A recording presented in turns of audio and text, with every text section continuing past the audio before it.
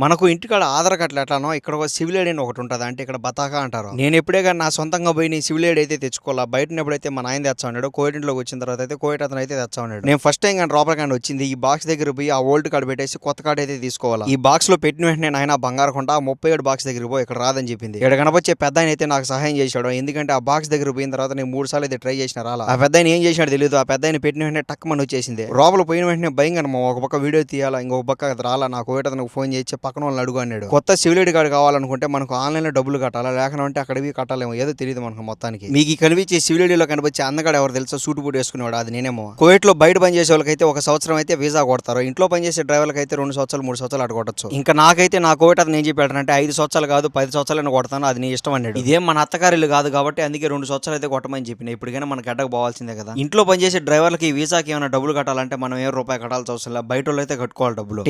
టేకం మీ ఏళ్ళతో గట్టి సబ్స్క్రైబ్.